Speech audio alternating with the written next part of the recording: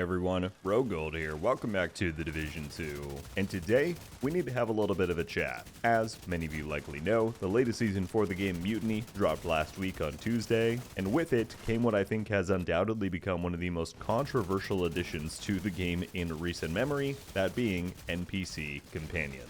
Not only is the player base wholly and completely divided on the implementation of this new feature, but there's a lot of debate on how much, if any, additional resources and investment people want to see put into this idea for it to be potentially improved in the future. There's a lot of layers to this, and by the end of the video, I want to touch on everything from Division 2's future and stuff with the Division 3. Plenty to unravel here. I'll be super curious to get all of your guys' thoughts on this, but let's just jump straight in. If you want to take part in future discussions like this and stay looped in on all things Division 2, then be sure to subscribe. As always, have to give a major shout out and thank you to our channel members. You all help me pay the bills and continue doing what I love on here, which I could not be more appreciative for. With all of that down, however, let's dive in. So, companions. Where to begin? I think to start, I want to address, as I'm sure some will try and challenge me in saying it, yes, there are many people who are on either side of this argument. I've seen some who dislike them state that there is nobody out there who does like them, and I've seen those who do enjoy them state that criticism for them is being overblown or overly exaggerated. Well, as somebody who spends far too much time reading Division posts and threads across social media, believe me, there are viewpoints all across the spectrum here.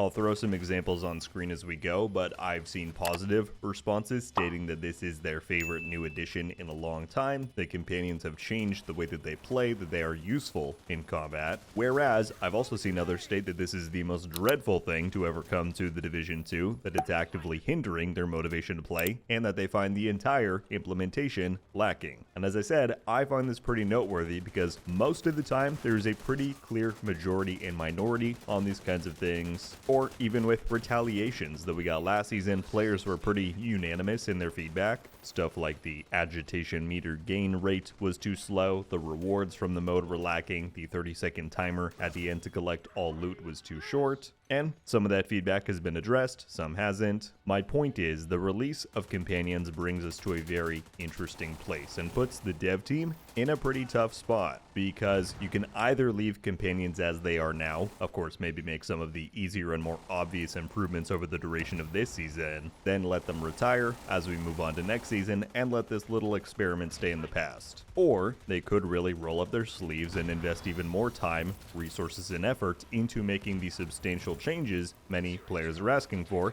and find a way to make this system return in a more permanent form, which is something that they've directly alluded to that they are considering. The tough part is, no matter which route they choose, some people are going to be unhappy. Those who have experienced them and decided they just don't enjoy that gameplay proposition likely won't be very interested in additional investment in features launched in the future, whereas those who have enjoyed them would likely be quite disappointed well into the future if the decision was made to leave these in the past. One point that I think is important to bring up is to dispel any assumptions that this is an easy feature to work on or make major changes to. I mean, it's no huge shocker that game development is more complex than you would first think, but specifically for those who I've seen say things like, well, if they could just enable customization for the companion, that would immediately make the whole feature more interesting. Well, Alex, the Division 2's game director, took to Twitter since the season launched to answer a few questions regarding companions, including this comment about how they originally intended to include some degree of customization before hitting technical roadblocks. Furthermore, I've seen plenty of people say, well, if you just copy-pasted Hunter or Rogue Agent AI into these guys, we'd be set. Well, if it wasn't evident from the previous comment, just about nothing is ever as simple as flicking a switch or just copy-pasting, right? And as he notes here, any changes we make could potentially affect the entire game. The underlying point that I'm getting at is this: I have no doubt that with enough time and R&D, the team could find ways around the roadblocks and greatly enhance the companion experience to make it feel much more fleshed out. But do not be fooled in thinking that that will not take a significant amount of resources and time to pull off. And ultimately, this is what game development comes down to. How many resources do you choose to commit to something What is being sacrificed or taken from to make that happen, and what sort of time frame are you working with? Essentially, it boils down to, is it worth it for them to spend development time improving and fleshing out this system, or to work on developing other new features and forms of content? That answer is going to be different for each of you watching, and obviously I cannot answer it other than simply giving my opinion. If you're asking me, while I have found some good fun with this form of companion so far that we have, I don't think I'm really the target audience for them. I spend the majority of my time with the game in multiplayer content where these often aren't even enabled, but even when I'm not, I'm usually playing within a group. And while of course companions are usable within a group, I would say they're not as vital or game-changing compared to someone who plays strictly solo, for example, and now has this AI buddy to help them out in combat. So, answering purely for myself, would I prefer the devs to spend their time working on other, potentially more relevant features and content for the kind of stuff that I tend to play? Yeah, I would. But to be clear, that does not mean that I think the entirety of the player base shares that opinion, and somebody who thinks the complete opposite from me has no less valuable of a viewpoint. So yeah, as far as the community split goes, that's about as much as I can contribute. It's a very interesting crossroads that the devs have found themselves at. Can't wait to hear your guys' thoughts on that down below. But that then takes us to the other point that I wanted to address here. Why did the devs decide to pursue implementing NPC Companions? Now, before I get to what I'm really getting at here, is it possible that it is because of exactly what they've already told us it is? The idea that community requests for a companion system have existed since the Division 1, that they are just enjoying trying out new things, taking some risks, doing their best to freshen up the game 7 years in? Yes, it is more than plausible that that is the case, and I just want to acknowledge that before going any further. However, the more interesting theory, perhaps one that I've seen many of you commenting on and discussing out there, is what if this is a prototype and a very early test for something that they could be exploring adding to the Division 3 as a more core and fundamental feature. If you weren't around back then, you may not know that this is something that the Division franchise has a history of doing. Back when the Division 2 was in development, the Division 1's 1.8 update included some pretty major changes and features that would go on to very closely mirror things that we got in the Division 2, notably how the Westside Piers map expansion and its unique enemy and activity spawning system much more closely resembled the Division 2's open world structure compared to anything else that we had in the Division 1, and how that same update delivered Rogue 2.0, a revamp to the Dark Zones Rogue system that would go on to pretty much be exactly how Rogues and Manhunts worked in the Division 2. So this is something that they've done before, and I won't be surprised in the least if by the time the Division 3 releases, we see that they've done it again, whatever the feature or system may be. It's a smart thing to do. In all honesty, use the existing game and player base as pseudo-beta testers, use the opportunity to see if players are even going to like whatever the thing is. If they hate it, then that's an easy way to avoid controversy once the final game is ready to ship. So, could AI companions be something that the team is considering implementing to the Division 3, and they decided to use Division 2 as a platform to get a rough idea of how it would work and gauge feedback? Absolutely, that is a possibility. If they end up going down that route and making them a fully fledged part of the game, however, I think it raises some very interesting questions about balancing. And the same goes for the Division 2 if they decide to reintroduce these down the line. Remember, the devs have already said directly that they're contemplating and exploring how these could be made more permanent, but in that reality, or if these were part of Division 3, I think you again come to a very interesting crossroads. How do you balance the game between a player who would be eager to run with a companion compared to somebody who isn't? Because at the end of the day, even if all the improvements in the world were made to make having a companion more compelling and appealing, a certain percentage of people simply aren't going to want to buy into that gameplay fantasy, and they won't want one. So,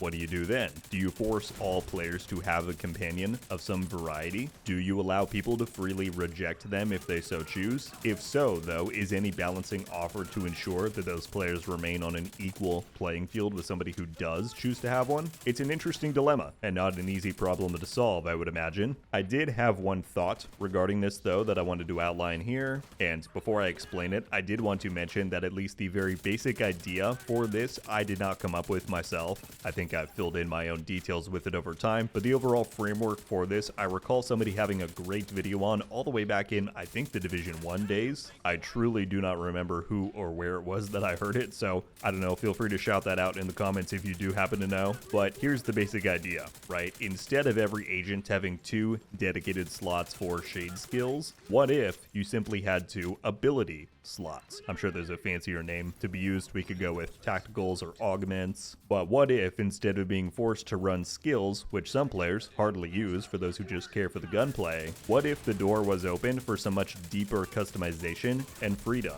What if tools like grenades and armor kits were not a given, but rather were added to a pool of other various augmentations like a companion? Now, some big redesigns and buffs would be needed to make those two things of roughly equal value and proposition, but I think it's an interesting idea. In theory, every augment would have its own upgrades and power-ups and mods, meaning if armor kits were in this pool, they would not just heal you, but you could modify healing speed or the buffs you get, whatever the case may be. The idea is, though, that doing this would give the player the agency to decide what tools actually matter to them and how they want to go about using them. Skill lovers can still select skills and rock those, or more weapons-focused players could choose a heal, maybe even a companion, and forego the skill fantasy entirely. Now, I'm sure already there are some people out there who do not like this idea at all, and that's totally okay. It is just an interesting thought experiment. But I bring this all up in relation to companions because in my view, this would be a pretty genius way to integrate them into the Division's existing toolkit without being unbalanced. You wouldn't have to force every player to run one just for the sake of balance, nor would you be forced to intentionally weaken them so that we don't become too strong by having 2 weapons, 2 skills, a companion, grenades, and heals at all times. You know what I mean? Don't forget that the current implementation of these are via a seasonal modifier. And in our current system, that is the one additional power outlet that we get each season to tinker around with and go crazy. But in theory, let's say they were to bring these back for the Division 2 at some point in the future, there could be a scenario where we have 2 weapons, 2 skills, a companion, grenades and heals, and seasonal modifiers. And at that point, you're approaching the territory where newer or more casual players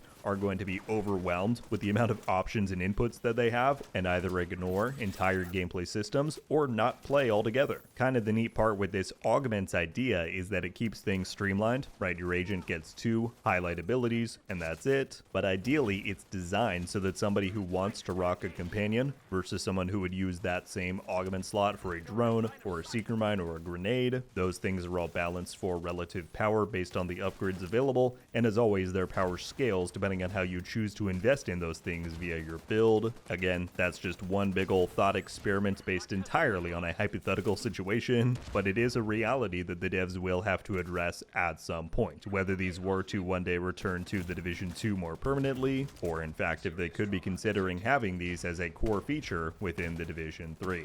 Well, my friends, I think that is about all I have to say for now on this whole companions topic.